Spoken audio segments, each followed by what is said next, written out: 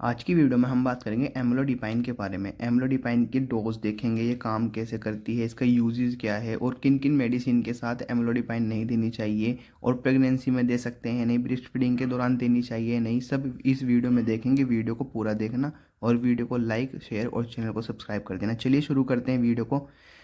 सबसे पहले बात करेंगे एम्लोडिपाइन के थेरेपेटिक एक्शन के बारे में, यानी ये चिकित्सा में कैसे काम करती है, यानी इसके मैकेनिज्म ऑफ एक्शन, ये काम कैसे करती है। तो एंटी हाइपरटेंसिव वेसोडाइलेटर होती है ये मेडिसिन।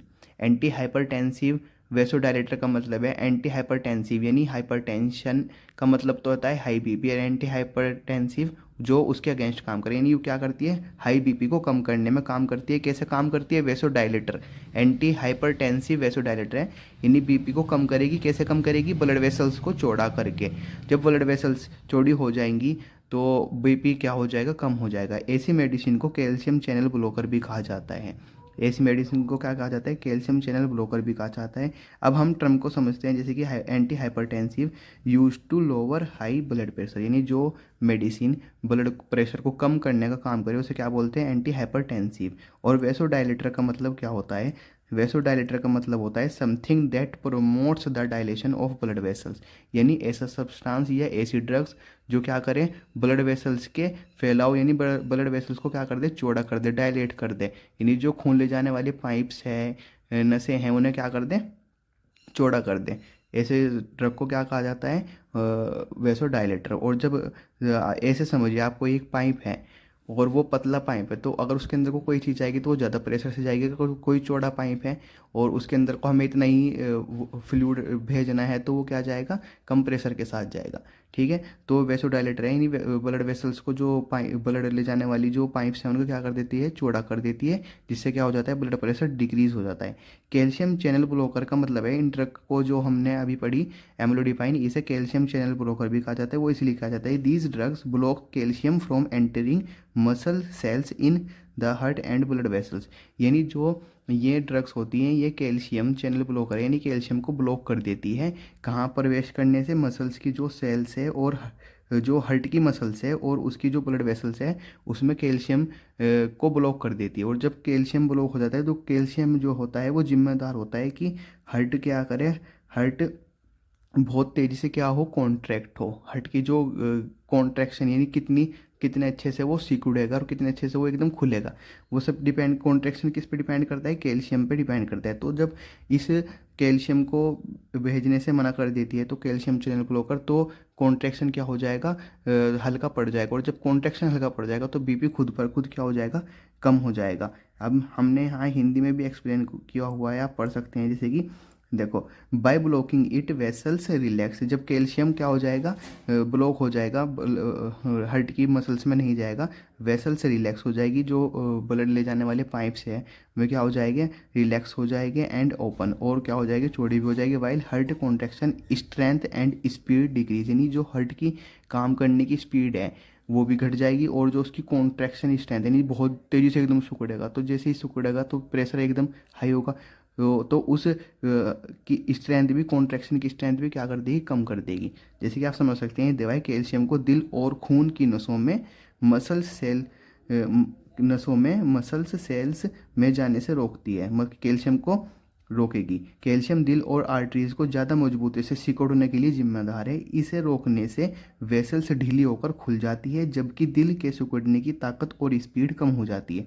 जब स्पीड कम हो जाएगी सिकुड़ने की तो बीपी भी क्या हो जाएगा, कम हो जाएगा। इसलिए इन्हें क्या बोला जाता है, कैल्शियम चैनल ब्लॉकर भी बोला जाता है। अब देख लेते हैं एम्लोडिपाइन के यूजेस के बारे में, यानी इसके प्रयोग के बारे में। अभी जो हमने देखा था वो क्या था, थेरेपेटिक एक्शन, यानी काम कैसे करती है। ये क्या है, एंटी हाइपरटेंसिव वेसोडाइलेटर है, यानी ब्लड वेसल्स को क्या कर देती है, चौड़ा कर देती है, जिससे बीपी कम हो जाता है, ब्लड की सप्लाई हार्ट में सही होने लग जाती है। ठीक है, तो ये पहला काम क्या है इसका, हाइपर टेंशन, हाई बीपी को कम करने के लिए, यानी जब किसी का बीपी बढ़ जाए तो उस कंडीशन में बीपी कम करने के लिए ये मेडिसिन यूज़ की जाती है। हाई बीपी को बढ़ने को हम बोलते हैं मेडिकल की भाषा में हाइपरटेंशन। दूसरा इसका जो यूज़ है वो है एंजाइना पेन। एंजाइना पेन क्या होता है, एंजाइना सीने में दर्द, यानी ये एक क्या होता है, चेस्ट में होने वाला दर्द है, सीने में दर्द है, दबाव या सिकुड़न है जो दिल की मांसपेशियों में खून के भाव के में कमी और ऑक्सीजन की कमी की वजह से होता है।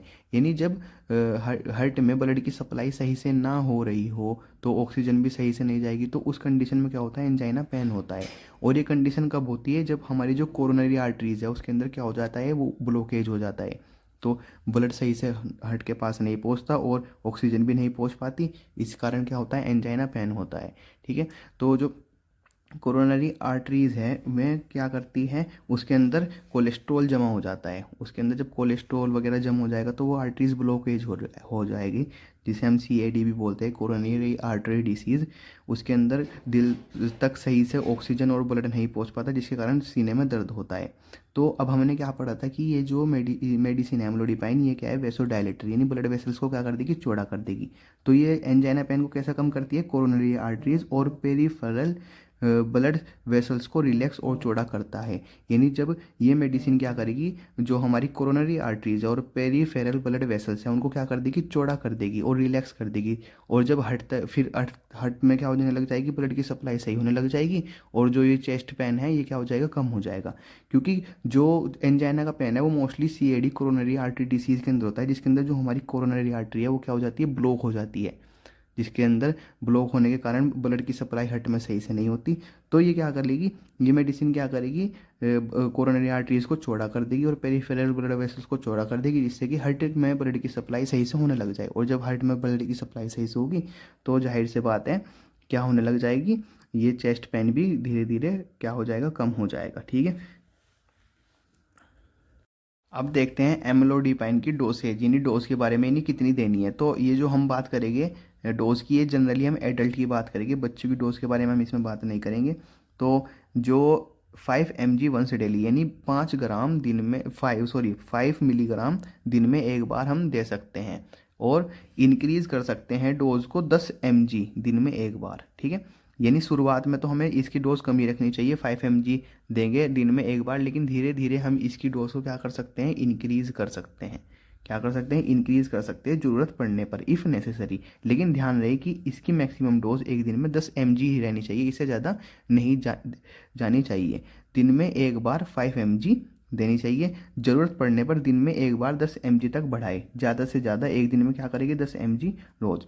अगर बात करें इन ओल्डर पेशेंट, यानी जो बूढ़े मरीज है, या पेशेंट विद हेपेटिक एम्पेयरमेंट, यानी ऐसे मरीज जिनका लीवर सही से काम ना करता हो, start with 2.5 mg once daily then increase. ऐसे पेशेंट में क्या करना चाहिए, हमें डोज को हाफ करना चाहिए शुरुआत में, यानी 2.5 mg देनी चाहिए, और धीरे धीरे फिर इंक्रीज कर सकते हैं हम डोज को इंक्रीज कर सकते हैं ज़रूरत पड़ने पर। ठीक है। ज़्यादा उम्र के मरीजों या लीवर की दिक्कत वाले मरीजों, यानी जिनका क्या हो रहा हो, हिपेटिक इम्पेयरमेंट, यानी लीवर सही से काम ना कर रहा हो, दिन में एक बार 2.5 mg से शुरू करें, और ज़रूरत पड़ने पर धीरे धीरे क्या करें, डोज को बढ़ाए। अब देख लेते हैं एम्लोडिपाइन की ड्यूरेशन, यानी अवधि के बारे में, यानी कितने दिन तक हमें देनी चाहिए। तो इसका आंसर है क्या, अकॉर्डिंग टू क्लिनिकल रेस्पॉन्स, यानी जैसे पेशेंट के रिव्यू हो उस अकॉर्डिंग हम इस मेडिसिन को चला सकते हैं और घटा बढ़ा सकते हैं। यानी किसी को आराम मिल गया एक दिन में, किसी को 2 दिन में, किसी को 3 दिन में, जैसे पेशेंट के पे असर करेगी ये मेडिसिन, ऐसे ही हम इस मेडिसिन को क्या कर सकते हैं, सिम्टम्स सबसाइड होने के, यानी हाइपरटेंशन की कंडीशन या एंजाइना वाली कंडीशन साइड होने के बाद हम इस मेडिसिन को क्या कर सकते हैं, बंद कर सकते हैं। ठीक है। अब बात करते हैं Contra indication adverse effect precautions, यानी क्या क्या सावधानी बरतनी चाहिए, इसके साइड इफेक्ट क्या क्या होते हैं, किन किन मेडिसिन के साथ हमें इसे नहीं देना चाहिए, क्या क्या सावधानी बरतनी चाहिए, सब देखते हैं।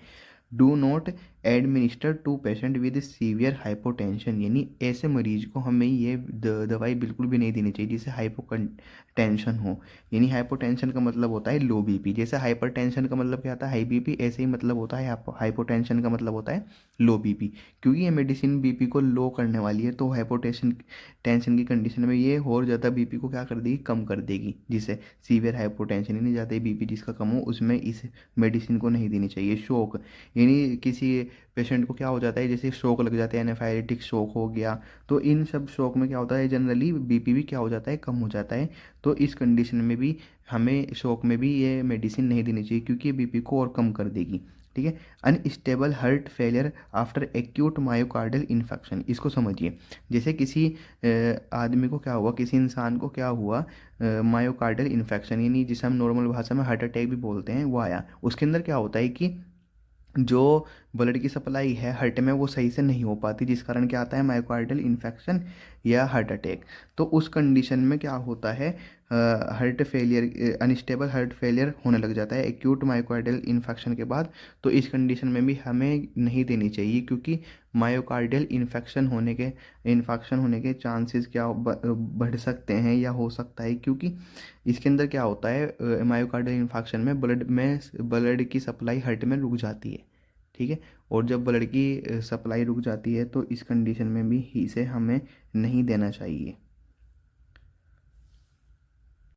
क्योंकि जो एम्लोडिपाइन है वो मायोकार्डियल इन्फेक्शन में सिम्टम्स को यानी सिचुएशन को और ज़्यादा ख़राब कर सकती है, इसलिए इसे अवॉइड करना चाहिए मायोकार्डियल इन्फेक्शन की कंडीशन में भी।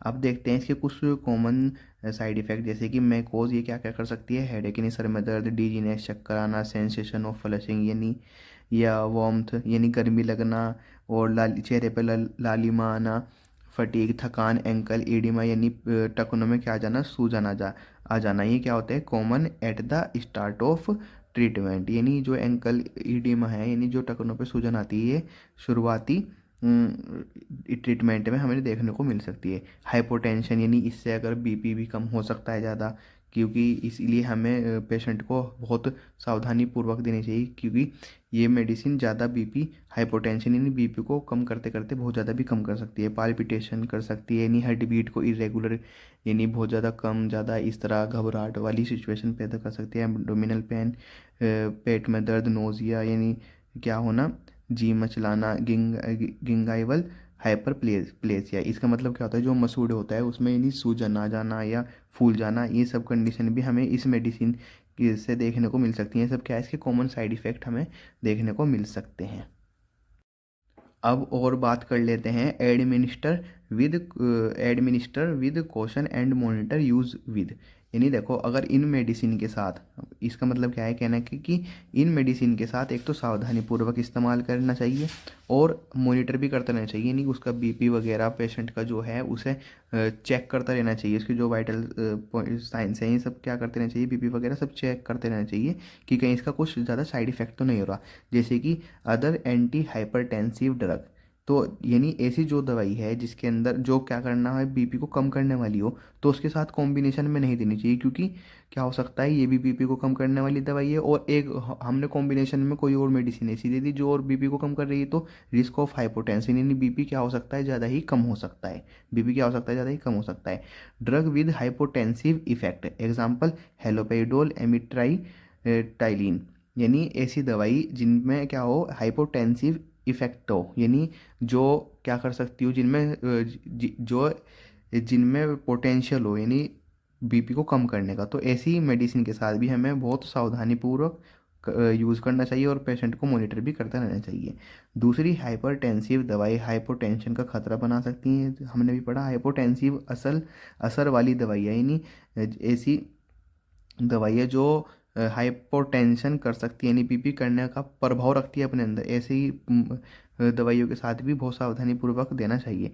Rifampicin, phenytoin, phenobarbital, carbamazepine, effect of amlodipine decrease, यानी इन जो मेडिसिन के हमने नाम लिए इनके साथ कॉम्बिनेशन में नहीं देनी चाहिए, क्योंकि ये इसके एम्लोडिपाइन की काम करने की क्षमता को क्या कर सकती है, कम कर सकती है, इसलिए गैप रखना चाहिए मेडिसिन में, कम से कम 2 घंटे का तो इतना है तो होना ही चाहिए, क्योंकि वरना ही क्या कर सकती है इसके अगर हमने कॉम्बिनेशन में नहीं साथ ही दे दी दोनों दवाई, तो क्या हो जाएगा इसका इफेक्ट कम हो जाएगा, मेडिसिन का काम करने का जो इफेक्ट है वो क्या हो जाएगा, कम हो सकता है। इससे ज़रूरी नहीं लेकिन कम हो सकता है, इसलिए अवॉइड करना चाहिए। मेडिसिन जैसे कि fluconazole, erythromycin, fluoxetine, ritonavir, effects of amlodipine increased particularly the anti hypertensive effect, यानी ये मेडिसिन जैसे कि फ्लूकोनाजोल, इरेथ्रोमाइसिन ये क्या कर सकती हैं, ये इसके इफ़ेक्ट को इंक्रीज़ कर सकती है। जैसे हमने पढ़ा था कि ये मेडिसिन क्या कर सकती है, इसके इफ़ेक्ट को यानी इसे काम करने में असमर्थ कर सकती है, यानी काम करने की जो इसकी पोटेंशियल है उसको क्या कर सकती है, कम कर सकती है। इसी तरह ये दवाइयाँ क्या कर सकती हैं, ये वाली दवाइयाँ फ्लूकोनाजोल, इरिथ्रोमाइसिन, ये दवाइयाँ इसके काम करने की पॉसिबल इफेक्ट को बढ़ा सकती है, इसके जो काम करने के इफेक्ट है उसको बढ़ा सकती है। पर्टिकुलरली कौन सा इफेक्ट, एंटी हाइपरटेंसिव इफेक्ट, यानी जो बीपी कम करने वाला जो क्या है इफेक्ट है उसको बढ़ा सकती है। इसलिए इनसे भी हमें अवॉइड करना चाहिए, क्योंकि सपोज कीजिए अगर हाइपरटेंसिव एंटी हाइपरटेंसिव इफेक्ट ही ज़्यादा बढ़ेगा और किसी को ज़्यादा ही, किसी का नॉर्मल थोड़ा सा ही बीपी बढ़ा हुआ था तो क्या हो जाएगा, वो हाइपोटेंशन की कंडीशन में भी पहुंच सकता है, क्योंकि ये इफेक्ट को ज़्यादा इंक्रीज कर देगी ना एंटी हाइपरटेंसिव, तो बीपी कम होने के भी चांस हो सकते हैं। इसलिए अवॉइड करना चाहिए, आगे पीछे गैप से देनी चाहिए दवाइयाँ, क्योंकि इसके इफेक्ट को पर्टिकुलरली कौन सा एंटी हाइपरटेंसिव यानी बीपी कम करने वाला जो प्रभाव है उसको क्या कर सकती है, बढ़ा सकती है। ब्रेस्ट फीडिंग जनरली अवॉइड, यानी ब्रेस्ट फीडिंग यानी जो माँ अपने बच्चों को दूध पिलाती हो उस दौरान इस मेडिसिन को हम जनरली अवॉइड करते हैं, but can be used in low dose, लेकिन कम डोज में हम इसे इस्तेमाल कर सकते हैं, कम डोज में, लेकिन ज़्यादा डोज ना हो। जैसे कि हमने बात करी थी डोज के बारे में कि एक दिन में इसकी डोज 10 mg से ज़्यादा नहीं होनी चाहिए, तो ब्रेस्ट फीडिंग में उस डोज का भी ध्यान रखना चाहिए कि मैक्सिमम भाई कितनी दे लो, 5 mg दे लो, 7.5 दे लो, यानी लो डोज में काम करना चाहिए, बस कहने की बात ये है। अब अगर बात करें कि प्रेगनेंसी में इस मेडिसिन को दे सकते हैं या नहीं, तो प्रेगनेंसी में भी इस मेडिसिन को हम यूज़ कर सकते हैं। Can be used in hypertension during pregnancy, यानी प्रेगनेंसी के दौरान जब हाइपरटेंशन की कंडीशन होती है मदर के अंदर, तो उसमें भी हम इस मेडिसिन को यूज़ कर सकते हैं, लेकिन वही है कि लो डोज में हो और सावधानी पूर्वक इस्तेमाल करना चाहिए। Can be used in hypertension during pregnancy, pregnancy के दौरान हाइपरटेंशन यानी हाई बीपी में इस्तेमाल किया जा सकता है। और हम इसकी जगह कैन यूज़ लेबिटालोल आल्सो, यानी हम ये वाली जो मेडिसिन है लेबिटालोल जो टेबलेट आती है इसे भी हम इस्तेमाल कर सकते हैं अगर किसी मदर को क्या हो रहा है, हाइपरटेंशन यानी हाई बीपी हो रहा है, किस दौरान, प्रेगनेंसी के दौरान। अगर वीडियो अच्छी लगी है तो हमारा चैनल है अमन मेडिकोफिलिक, इसको सब्सक्राइब कर दो और बेल आइकन को दबा दे ताकि नोटिफिकेशन मिल जाए। और हमने अपने चैनल पर बहुत सारी वीडियो जिसमें अच्छी अच्छी इन्फॉर्मेशन बताई गई है वह अपलोड की हुई है, आप उनको भी हमारे चैनल पर जाकर देख सकते हैं। मिलती हैं अगली वीडियो में, तब तक के लिए बाय बाय।